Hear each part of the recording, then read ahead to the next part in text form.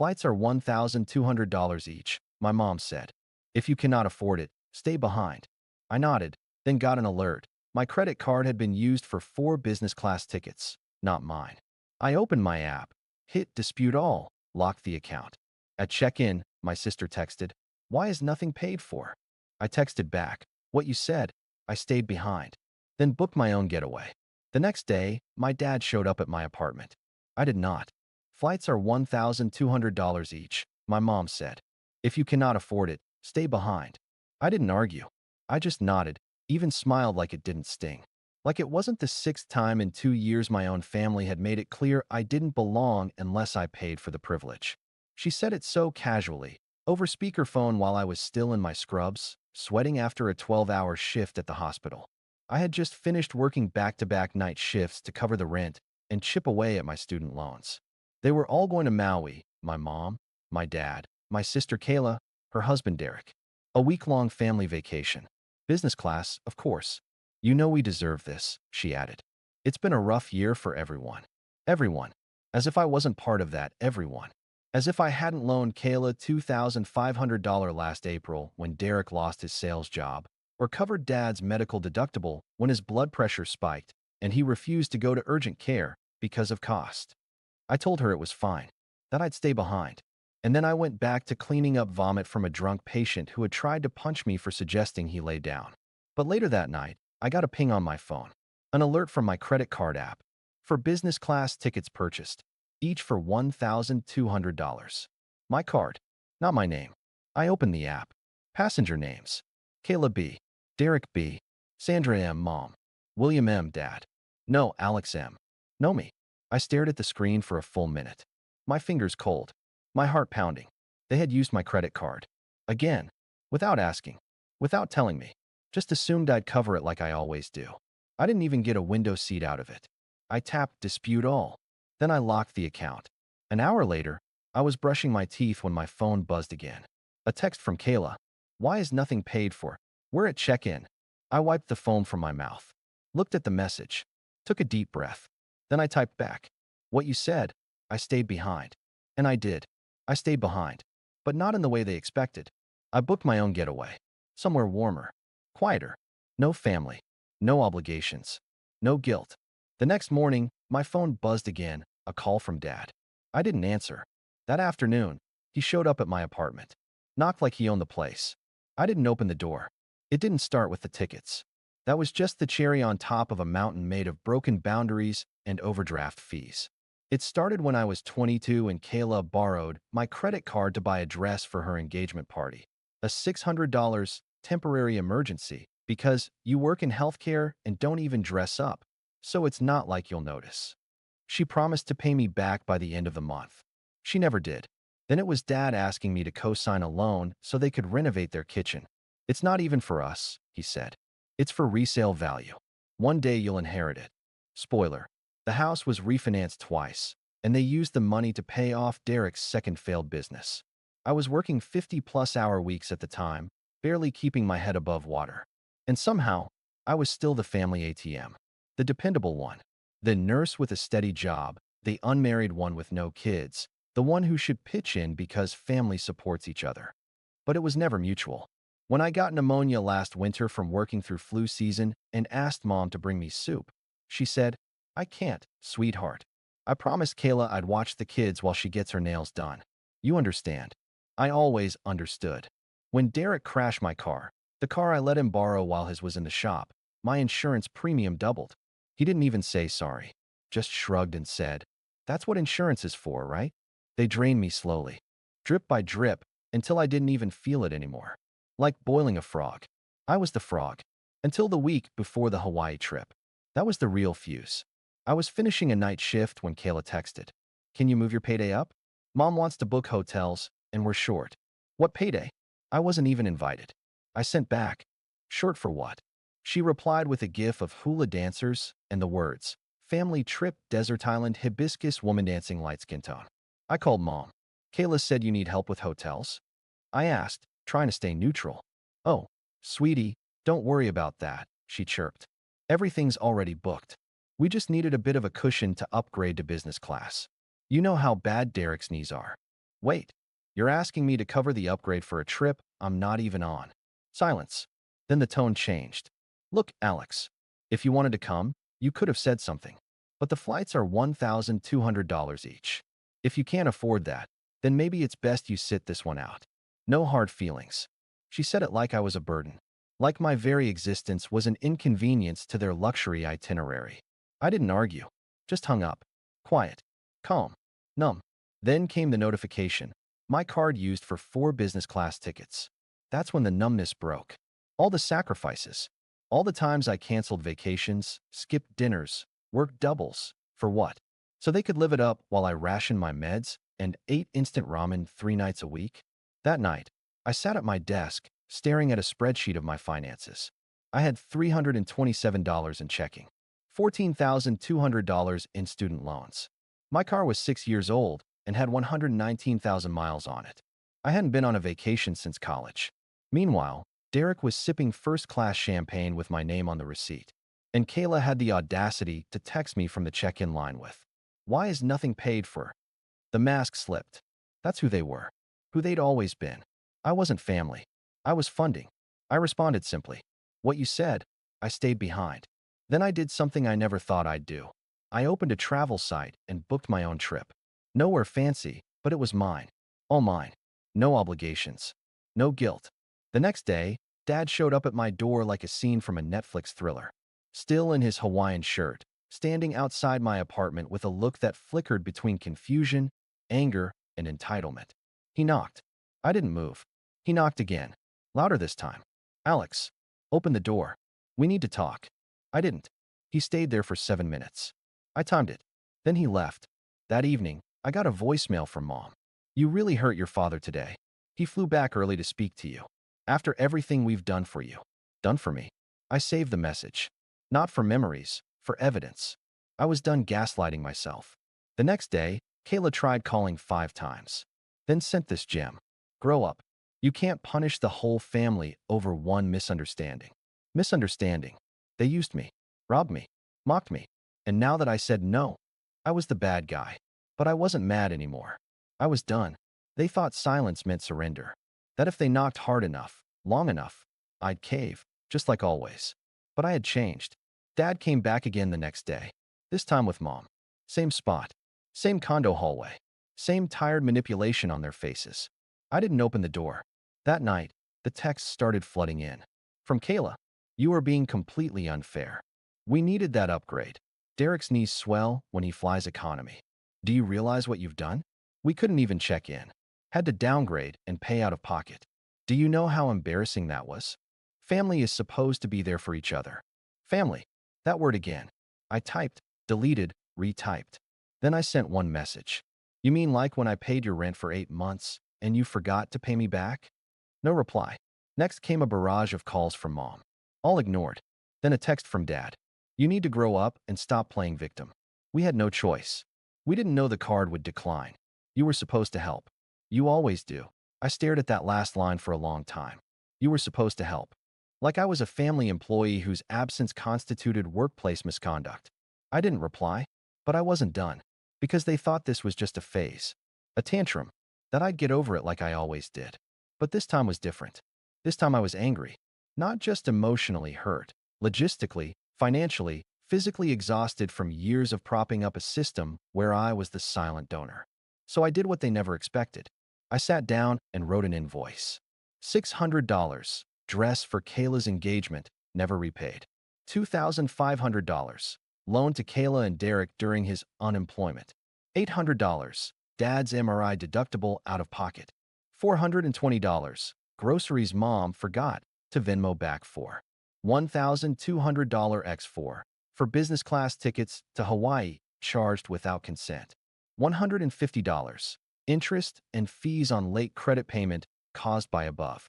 Total outstanding balance, $7,870. Then I emailed it to the family group chat. Subject: reimbursement request for unauthorized charges and past support. Body: per your belief that family should be there for each other, please see the attached breakdown of financial support I have extended over the past 24 months. As of July 1st, I will no longer be subsidizing family expenses. Full repayment expected within 30 business days.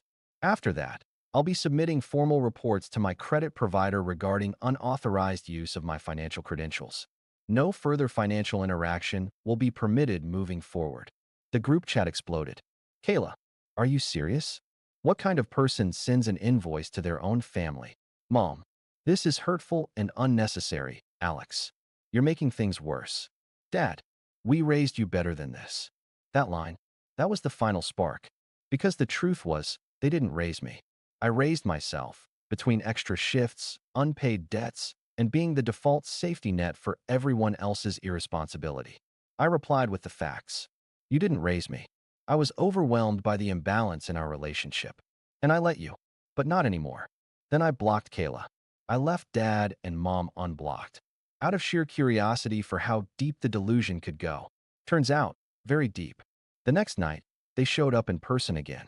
I saw them through the peephole. Dad looked stiff. Mom clutched some papers, probably receipts and excuses.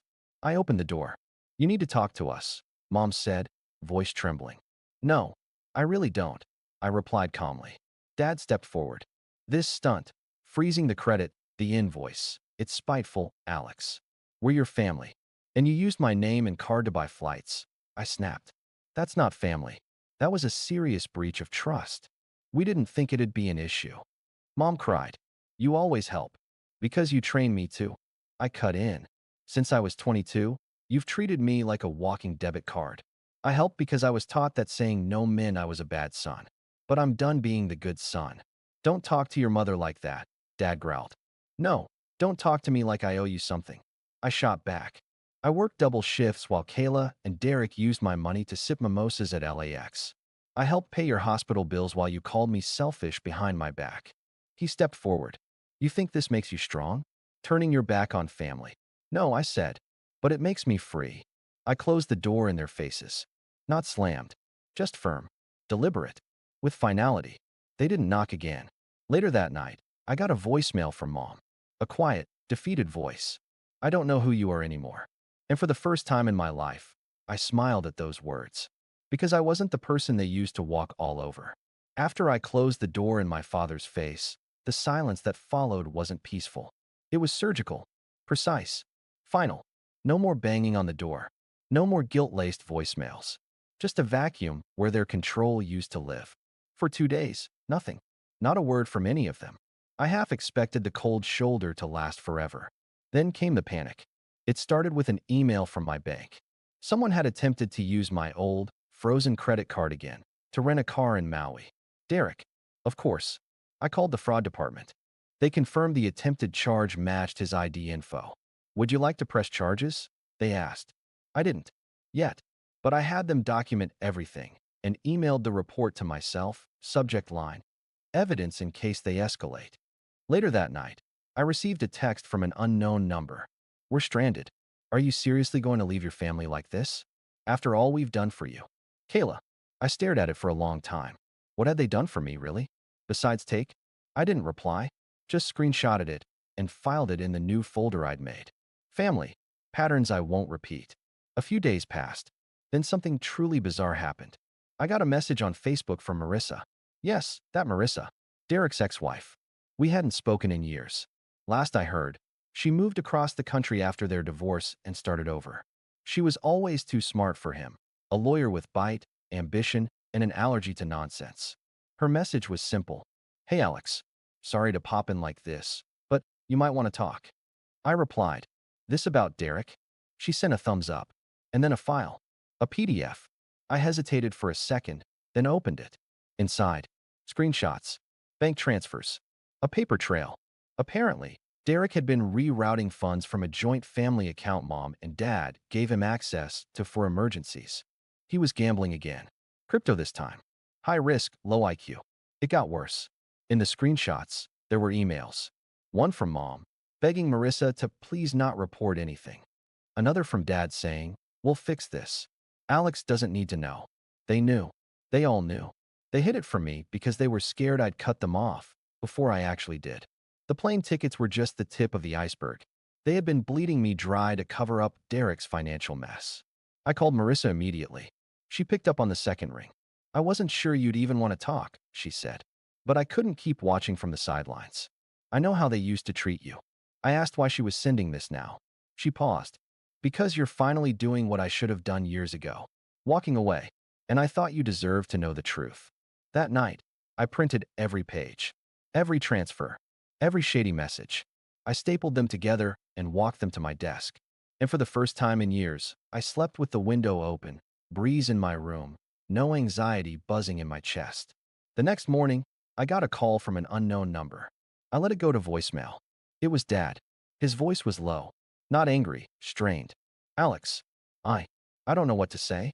Your mother is sick with stress. Kayla's not eating. Derek, he's not doing well. We made mistakes, sure, but you've made your point. I'm asking, man to man, can we please talk? I typed one sentence and texted it back. You're not entitled to grace you never earned. That week, I sent the invoice again, this time with Marissa's files attached as addendum A, supplemental evidence. I copied Aunt Linda and, just for fun, forwarded a redacted version to Dad's employer's HR department, anonymously. A few days later, I got an alert. Dad was no longer listed on the company's site. I didn't celebrate. I wasn't angry, just detached. Meanwhile, my life, it bloomed. I enrolled in therapy. Real, in-person sessions. I took long walks, bought a bike, cooked something new every weekend. Started seeing a woman I met at the hospital cafeteria, Leah. Soft-spoken, curious, no idea who my family was. And I told her about them, about me, about the version of myself I was finally building, without them. One afternoon, Leah and I sat on my couch, reviewing a local hiking trail. She pointed to one and smiled. Want to go next weekend? And for the first time in years, I didn't have to check my bank account. I just said, yes. Weeks later, I got one last letter. Handwritten. No return address. I recognized the handwriting. Kayla. 5 pages of manipulation masquerading as apology. We all make mistakes. You took it too far. Mom cries every day. You've turned your back on blood. At the end, she wrote, we're family. Nothing changes that. And I realized, she was right. We are family. That's what makes this even worse. Because it wasn't strangers who stole from me. It was the people who knew me best and still did it anyway. I folded the letter, placed it on top of the Marissa file, and locked them both in a drawer. The night before my birthday, I got a card in the mail. Simple. No signature. Just 3 words. I see you. It was from Marissa. And in that moment, I smiled. Because someone finally did. It's been 6 months since I slammed the door on my past. 6 months since I stopped apologizing for saying no. 6 months since I finally looked at myself in the mirror and didn't see a walking wallet, but a man, whole and untethered. I used to think closure meant they'd come to me, heads bowed, tears in their eyes, offering apologies and redemption. But closure wasn't their job. It was mine. 3 weeks ago, I ran into my mother. Total accident. I was grabbing my morning espresso at a quiet downtown cafe, still half asleep, earbuds in, hoodie up. Then her voice. Alex. I looked up, and there she was. Smaller than I remembered. Not just in stature, in presence. Like time had shrunk her. She smiled like nothing ever happened. Like we didn't go to war with silence and invoices. Can we sit? We sat. She talked first. Rambling. No real apologies. Just memory revision. We were just trying to hold things together. We didn't realize how much you were carrying. If we could go back, maybe we'd do some things differently. No ownership. No mention of the fraud. No word about Derek trying to use my credit again. No accountability for Kayla's venom. Just an emotional dress rehearsal where I was supposed to play the forgiving son. But I was done with that role. Then came the inevitable. Do you hate us now? I didn't flinch. No, I said. But I don't owe you anything anymore. She blinked. But we're family. That's not an argument. I replied. That's an excuse. She reached into her purse and handed me an envelope. Stood up. Said she hoped I'd come back to them someday. I told her calmly. I already did. To tell you I'm not coming back. When she left, I opened the envelope. A check. $7,870. No note. No apology. Just silence with a dollar sign. I didn't cash it. Not immediately. I pinned it to my wall above my desk, next to a quote that changed my life. You are not required to set yourself on fire to keep others warm. Kayla? She never reached out directly again. But Marissa did. Turns out, After sharing Derek's financial lies with me, she sent the same packet of proof to a family law attorney and the state fraud office. Derek is now under investigation for wire fraud and misappropriation of family funds. Because guess what? He didn't just use my card. He also skimmed from mom and dad's retirement fund. The same people who once told me he's just going through a rough patch. Poetic. When I asked Marissa why she'd helped, she said, "Because you deserve backup." And I couldn't sleep knowing they'd keep bleeding you. She wasn't just Derek's ex anymore. She was a truth bomb with receipts. Dad. He lost his job quietly. Rumor is HR started digging after a certain anonymous packet arrived. He tried calling me once more. Voicemail. You made your point, Alex. You've embarrassed all of us. But family's not a transaction. You'll regret this. I didn't respond. Because here's the truth. Family is a transaction when it's always been one-sided.